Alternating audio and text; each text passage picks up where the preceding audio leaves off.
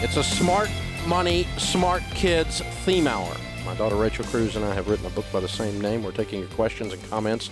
We're talking about kids and money, how to raise money smart kids this hour. Jill is in Sacramento. Hi, Jill. Welcome to the Dave Ramsey Show. Hi, Dave. Hi, Rachel. Hey. How are you doing? Great. How can we help? Hi. I'm a single mom, and I have a 13-year-old. Mm-hmm.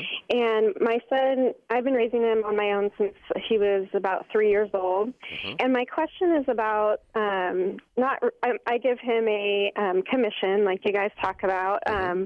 But my question is about the money that he gets from his dad's side of the family, because they will send him money. Sometimes I don't even know that he gets it. It comes in the mail, and he gets it before I get home, or they'll just buy him expensive things.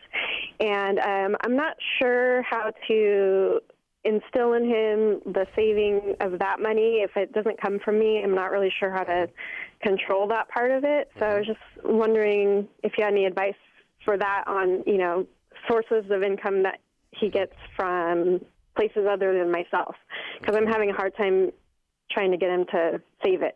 Or, I got you. Well, there's several things going on. Number one, you have a 13-year-old boy, and mm-hmm. that in and of itself is a handful.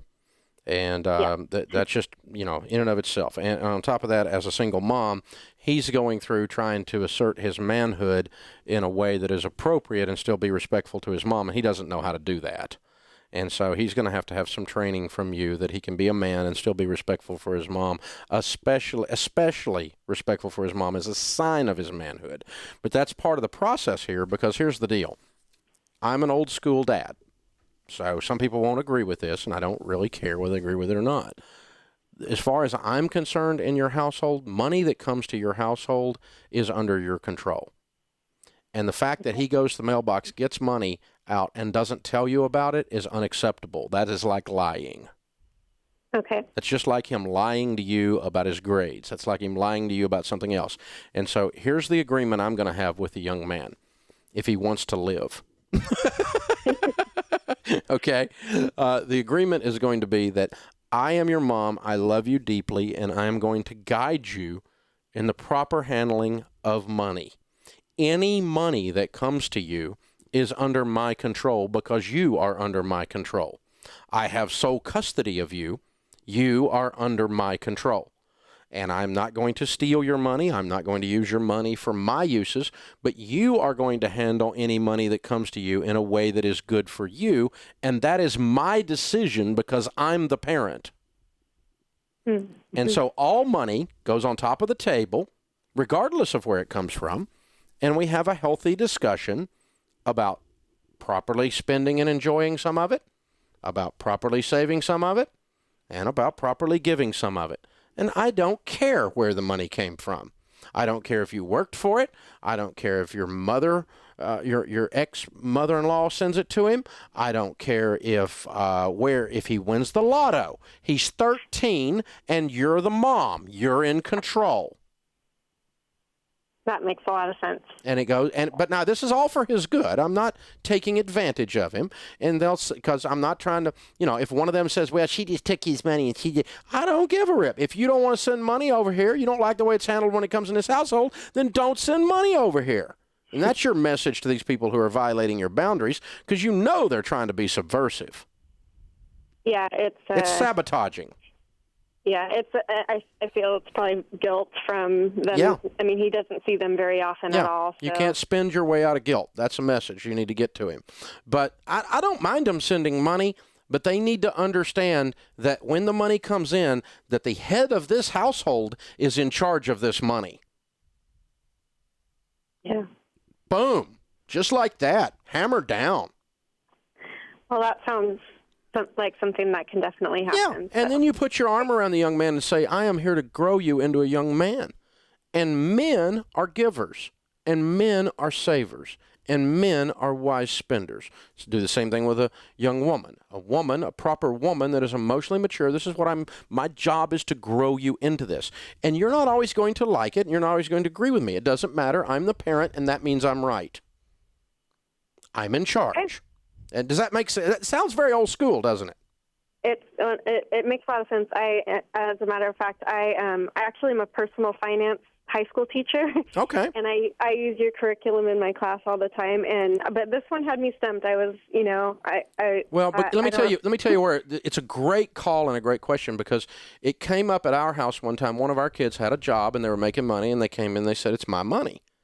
And I said, no, wait a minute. You're confused. I own you and I own the money. You don't even have a life. I own you. So now let's start there. You got confused, like you had some power. You're 14. Give me a break. You have no power. And I'm going to own you for your own good. I'm not trying to take you. I'm not going to do anything inappropriate. But you are going to do things in such a way that are beneficial to you. And at 14, you don't have all the tools yet to make that decision. And so I'm your dad. We're going to guide this. We're going to talk it out together as long as you can talk. And when you quit being able to talk and you want to act like a 4-year-old, then I'll treat you like a 4-year-old. So we'll do however you want to play this, but we're going to play it out for your good and me maintaining my parental rights in this household. And that's where we're coming from. Does that sound like it would have happened at our house? Sounds about right. You just heard it, America. That's about it. Well, I mean, Yeah. And it wasn't, and it's not a mean thing. You don't want. We're not trying to. It's not a. We're not on a power trip or something. It's not bullying. No, and like we said in the first segment too, there's a balance too. I mean, there are going to be times where your kids are going to make mistakes with money, and that's okay. You want to learn. You want them to fail and learn mistakes, but at the same time, you do want that control in a sense over them to still guide them and shape them. So there is a balance to it all. But overall, her situation, especially, is a little extreme of getting these checks in the mail. Well, you have to be the parent and step in. And props to her. I mean, as a single mom, like. That's a very tiring job that she has, and she's doing a great job with it. And so I think just that extra step, I think will fix the situation. So no, I agree with your advice. I had a counseling session one time with a parent whose kid was unbelievably talented. Let's just leave it at that. And the kid was making serious bank, like Hollywood type kid situation, like child actor type situation. And the kid's making this serious money. And all of a sudden, this 15-year-old is running the whole house because she's making all this money. And you know what? You either stop that then, or the child grows up to be the product of being a child actor or child star or child whatever. And it doesn't turn out well for the ones whose parents quit parenting because the child became financially successful. They lost their right to parent somehow in their own mind because the child became financially successful. And that's an extreme version of what that particular lady there is facing, what Jill is facing.